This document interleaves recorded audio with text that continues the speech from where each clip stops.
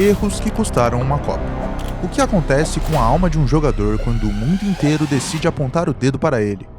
Hoje, vamos mergulhar nos erros mais devastadores da história das Copas e nas consequências que mudaram vidas para sempre. Como em 2010, Brasil contra Holanda. No primeiro tempo, um jogador construiu o gol que colocou o Brasil na frente. No segundo tempo, o mesmo jogador destruiu tudo, em 2 momentos em menos de 10 minutos. E a gente já inicia com o Brasil, que era uma das favoritas, não era uma grande favorita, mas estava ali no bolo. E uma das peças principais do meio campo do Brasil era o Felipe Melo, porque ele tinha um jogo intenso, firme e muito brigador. Ganhou até apelido de Pitbull. Esse não, o outro.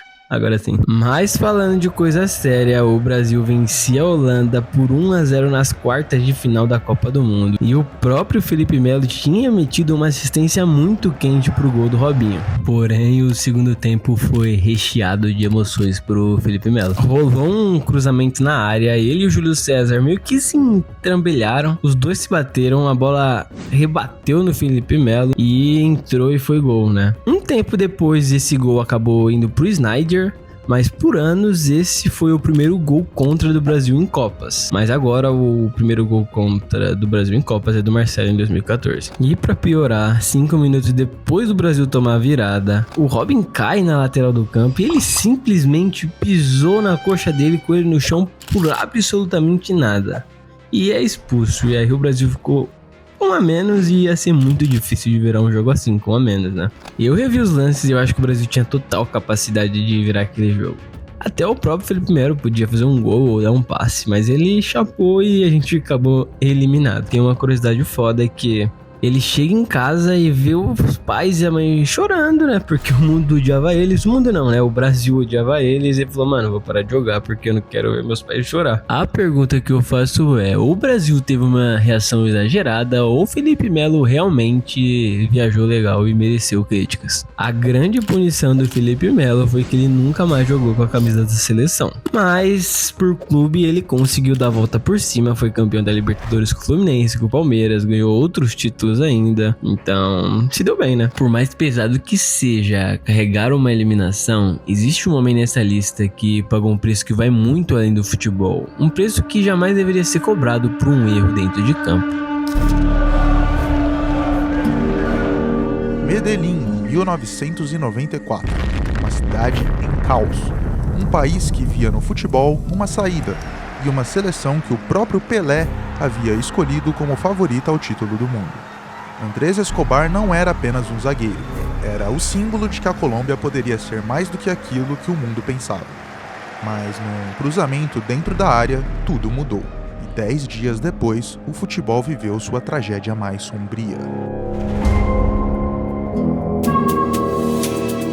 Essa é uma história de Andrés Escobar, um zagueiro da Colômbia que chegava à Copa de 94 com muita responsabilidade. O povo colombiano sofria demais com a venda ilegal da Branquinha. Eu não vou falar o nome pro nosso vídeo não cair. E aí os donos dos cartéis gostavam muito de futebol, então eles começaram a colocar dinheiro nos clubes e aí o futebol foi aumentando o nível, principalmente o Atlético Nacional e o Milionários. Então o povo colombiano via no futebol uma forma de esperança, né? Que era uma coisa legal. E a seleção tava jogando bem. Eles venceram de 91 até 93, 25 dos 26 jogos disputados. Isso é muito incrível, principalmente pra Colômbia. E a gente pode incluir uma goleada contra a Argentina fora de casa ainda. Essa história é tão boa que dá pra fazer um vídeo só sobre isso. Então, se você quiser, comenta aí embaixo que a gente faz. Então, a Colômbia chegava com uma expectativa muito alta, porque o time era bom.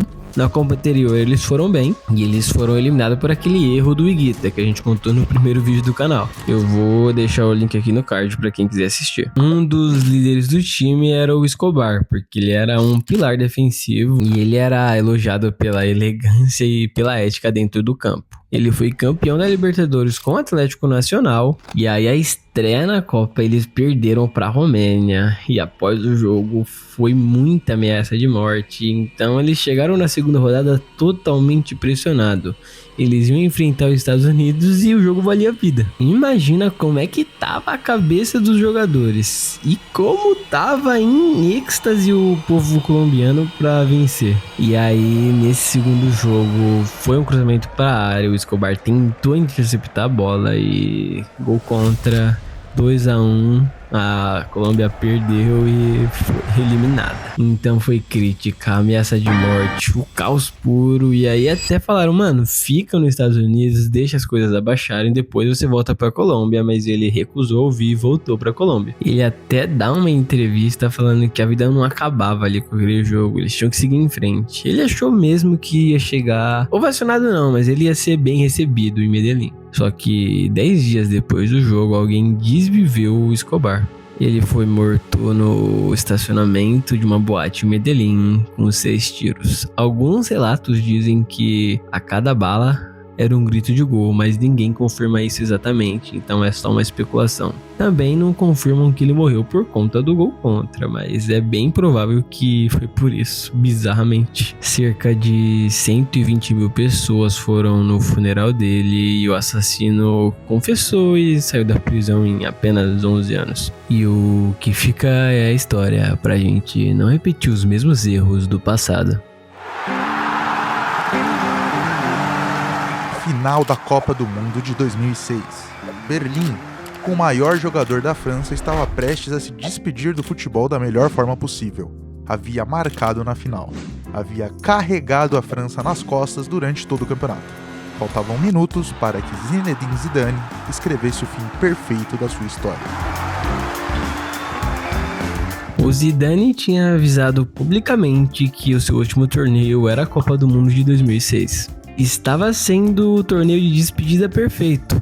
Ele tinha eliminado o Brasil nas quartas. Eu também fiz um vídeo falando disso, eu vou deixar novamente no card para quem quiser ver.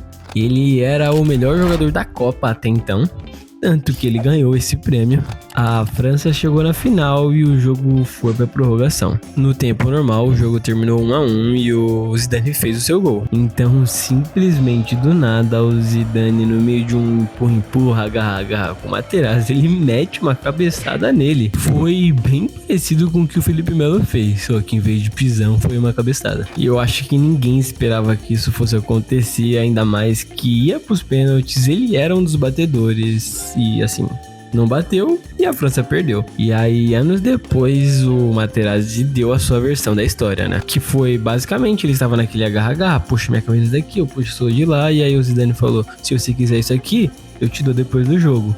E aí o Materazzi simplesmente olhou pra ele e falou, eu prefiro a da sua irmã. Os caras não perdem uma chance. E isso deixou o Zidane muito. Mas agora a pergunta que eu faço é você. Aguentaria o xingamento? Responderia na mesma moeda? Faria o que o Zidane fez? Lembrando que você está numa final de Copa do Mundo. Comenta aqui embaixo que eu quero saber. O fato é que esse foi o último ato de Zidane em campo. Depois disso ele se aposentou e nunca mais jogou profissionalmente. Poderia ter sido a despedida perfeita, mas o erro custou caro. Se o Zidane errou por emoção, o próximo cara errou carregando o peso de um continente inteiro nas costas. África do Sul, 2010. Pela primeira vez, o continente africano sediava uma Copa do Mundo. E pela primeira vez na história, uma seleção africana estava a um pênalti de chegar à semifinal.